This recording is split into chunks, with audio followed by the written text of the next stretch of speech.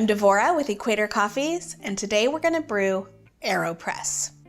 AeroPress is a great, compact brewer that makes one strong cup of coffee at a time.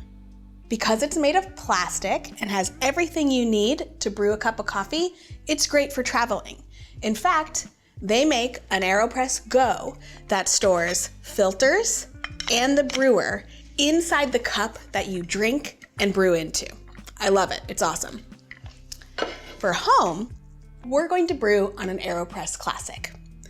To brew, you need your AeroPress, scale with a timer, or scale and a timer if your scale doesn't have one built in, something to stir with. I really like the paddle that comes with AeroPress. You can use a spoon, but the paddle makes sure you don't stir too deep when you're mixing up your coffee. You need filters, and of course, fresh roasted, fresh ground coffee. Today I'm brewing Mocha Java. I've ground it pretty fine. Get to know your grinder and dial it in, but a good place to start is right in between your finest setting in the middle, so a quarter of the way on your grinder settings. Before I brew, I need to add my filter. Remove the plunger, and your filter locks right into the bottom of your AeroPress. Just place it, lock it in. I want to wet the filter a little bit, just to make sure the filter sticks to the bottom of the brewer. Don't forget to discard the water that's in the bottom of your cup. Cup, AeroPress, and coffee all go on the scale before I tare it. Tare the scale, and make sure we start the timer right when I add water. Now remember, I'm brewing a strong cup using an 11:1 coffee to water ratio. So for my 18 grams of coffee, I'm using 200 grams of water. I do like a bloom on an AeroPress, so I'm getting 50 grams of water in and pausing for a minute. This way my coffee can release gas and I'm getting even saturation. I'm not gonna wait very long, 30 seconds, and you see I put the plunger right back on the AeroPress.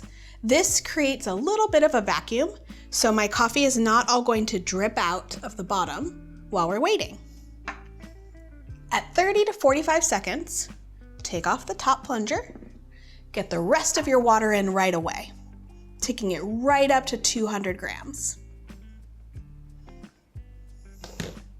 Replace that plunger to make sure you're not dripping too much.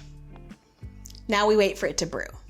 This is a very quick brew method, about 2 minutes. If you have a kettle where you can set the exact temperature, 203 is pretty perfect, but this is pretty far off the boil. I'm using a gooseneck kettle today because that's what I have, but the nice thing about an AeroPress is really you can use anything to boil your water. You can use a snub-nosed kettle or even just a pot on a camp stove. At 2 minutes, make sure you take everything off of the scale because I'm going to plunge. Before plunging, remove the top, give a nice stir. This knocks all the coffee that's formed at the top down to the bottom and really helps ensure even extraction and even pressure when I'm plunging. So I'm simply pressing down on the AeroPress for about 30 seconds. It shouldn't be hard to push. If you're really struggling, maybe you've ground a little too fine, but it shouldn't be easy either. There's gentle resistance here. I know I've done brewing when I hear a nice hiss of air going through the ground spit. Make sure the cup you're brewing into can take a little bit of pressure because you are pushing on that AeroPress on your mug. Or if you like to drink out of a more fragile, delicate cup, just brew into something else, a carafe, and pour it in. Here I've got my nice, strong cup of coffee. If you like drinking coffee at a slightly weaker ratio, just add a little hot water in to your preference. This is 11:1, not too strong to drink, but a very strong, bold cup of coffee.